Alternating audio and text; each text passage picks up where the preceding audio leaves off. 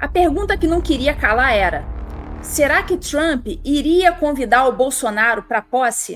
Antes de continuar, peço gentilmente que você curta, compartilhe e se inscreva em nosso canal. Ative o sininho das notificações para receber nossas atualizações em tempo real. Seu comentário é essencial, pois ajuda mais patriotas a terem acesso a essas informações importantes. Agradeço desde já a sua participação. Todo mundo perguntava isso porque era intuitivo que qualquer posicionamento que o Alexandre tomasse, deixando ou não deixando, o colocaria numa sinuca de bico. Independentemente da decisão que o Moraes tomasse, ele iria necessariamente sair dessa história chamuscado, porque não haveria decisão boa para ele dar. Ele ficaria ainda mais exposto internacionalmente do que ele já está. E olha que hoje em dia ele já está muito. A gente sabia de antemão que os militantes de redação já estavam em polvorosa com essa história de convidar Bolsonaro ou não. E isso a gente viu já desde novembro do ano passado com esse tipo de matéria aqui da Folha de São Paulo. Olha, Estados Unidos não costumam convidar presidentes para posses, diferentemente do que dizem posts. Essa matéria da Folha de São Paulo é do ano passado, então eles já estavam apreensivos com a possibilidade do Bolsonaro ser convidado pelo Trump. E já estavam ali exercendo o wishful thinking, aquele pensamento desejoso de que aquilo que eles queriam, os militantes, acontecesse da forma que eles queriam. Olha, conteúdos de desinformação sugerem que a ausência de Lula no evento de Trump seria por questões ideológicas. Matéria de novembro que, diga-se de passagem, envelheceu muito mal. Vejam essa outra matéria aqui, olha, do UOL Confere.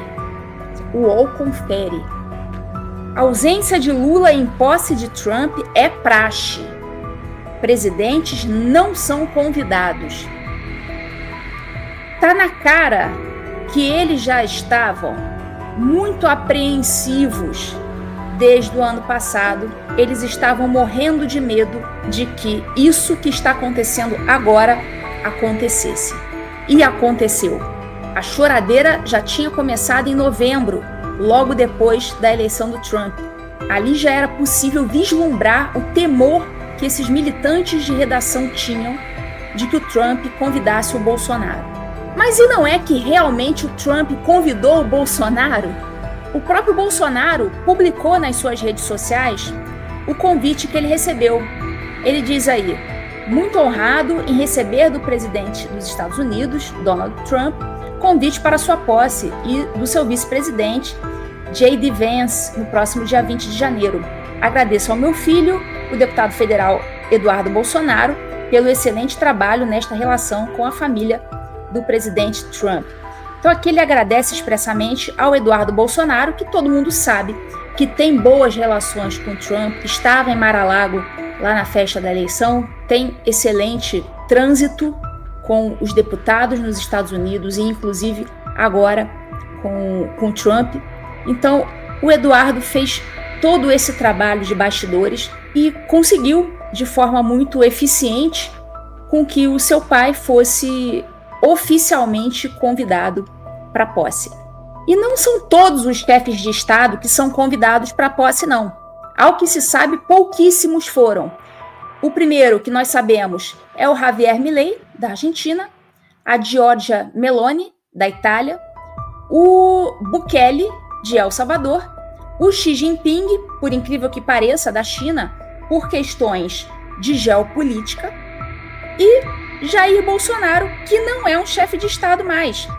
O que significa que esse convite para o Bolsonaro tem uma razão de ser. É extremamente incomum o convite a um ex-presidente, e especialmente um ex-presidente da América Latina. É claro, é óbvio que isso significa alguma coisa. E eu não sei se as pessoas têm a real dimensão do que esse gesto realmente significou. Pelo que se sabe, até pelo que foi noticiado no programa do Paulo Figueiredo, que todos nós sabemos tem altíssimos contatos no governo americano, o Trump exercendo ali a força da sua personalidade, resolveu convidar essas autoridades de Estado, o que de fato não era comum, mas o Trump ele resolveu convidar, contrariando o Departamento de Estado americano, que é contrário a esses convites, porque isso implica muito mais força de trabalho, muito mais preocupação, uma vez que tem que assegurar a segurança desses chefes de Estado, o que torna o trabalho muito mais difícil. Mas o Trump bateu o pé e resolveu convidar essas autoridades. O convite ao Jair Bolsonaro também foi uma decisão pessoal do Donald Trump, e isso tem uma razão de ser. Esse convite, ele é extremamente simbólico. Ele está ali querendo dizer alguma coisa. Não é simplesmente o fato de o Trump sentir apreço pelo Bolsonaro. Pode ser isso também, e acredito até que seja. Mas é óbvio que esse convite não significa apenas e tão somente um apreço pessoal. Esse convite representa uma verdadeira declaração de guerra de Donald Trump a Lula e Alexandre de Moraes antes mesmo do seu governo se iniciar. Bolsonaro é o maior opositor de Lula e de Moraes. E nenhum, e nem outro, nem Lula, nem Moraes foram convidados, mas o Bolsonaro foi. Então isso significa, acima de tudo, uma manifestação explícita de solidariedade ao Bolsonaro. Isso é uma afronta direta e explícita de Trump contra Lula e Alexandre de Moraes. E esse convite feito pelo Trump ao Bolsonaro é uma verdadeira jogada de mestre, porque não existe jogada possível ao Alexandre que faça com que o Alexandre saia melhor dessa. Qualquer coisa que o Alexandre fizer, se ele permitir que o Bolsonaro vá ou se ele não permitir, ele perde. Esse é um jogo de perde-perde para o Alexandre. Se o Alexandre permitir que o Bolsonaro vá, o que eu realmente não acredito que aconteça, dado o histórico do Moraes, se ele permitir, ele perde, porque ele coloca o pé no freio. E como nós sabemos, o Moraes não age dessa forma, porque todo o poder do Moraes está concentrado justamente na sua característica de nunca colocar o pé no freio. Então ninguém tem coragem de peitar o Moraes porque sabe que ele não freia. E todo o poder dele, portanto, vem dessa falta de limites. Todo mundo sabe que o Moraes não tem limites. Então, portanto, ele não pode mais colocar o pé no freio. Porque se ele coloca o pé no freio, todo mundo deixa de ter medo dele e ele perde totalmente o seu poder, que é baseado no medo. Por outro lado, se ele não deferir o pedido do Bolsonaro, vai ficar ainda pior para ele no cenário internacional, o que ajuda imensamente a nossa pauta, a pauta dos conservadores, no cenário internacional, especialmente no cenário aqui dos Estados Unidos. Porque vai ficar ainda mais claro, mais evidente do que já está. Será mais um episódio que nós vamos poder apresentar em nosso favor na Comissão Interamericana de Direitos Humanos ou até mesmo na Corte. Então, indeferindo o pedido do Bolsonaro, o Alexandre já cria imediatamente, na largada, um incidente diplomático com o homem mais poderoso do mundo.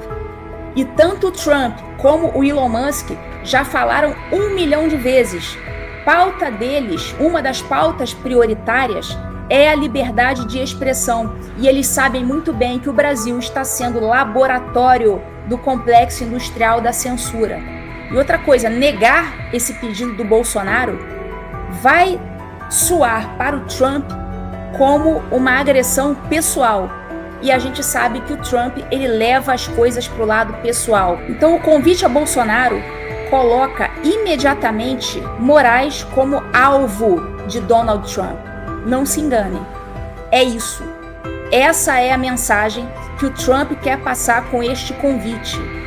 Então esse convite é muito mais do que uma mera declaração de apreço ao Bolsonaro.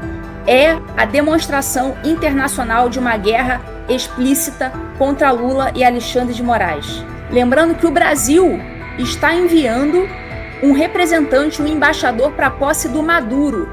Então, não vai haver Lula ou representante na posse do Trump, mas vai haver na posse do Maduro, que o mundo inteiro viu que foi uma eleição roubada. Esse comportamento do Lula também ajuda na nossa pauta, porque também é pauta nossa a alegação de eleições enviesadas no Brasil. Aliás, diga-se de passagem, até a Venezuela tem eleições melhores do que a nossa, porque na Venezuela as eleições puderam ser auditadas, porque lá tem o voto impresso e a gente não. É aquela opção meio barro, meio tijolo. O Lula ele não quis ir pessoalmente para a posse do Maduro, porque ia pegar muito mal para ele no cenário internacional.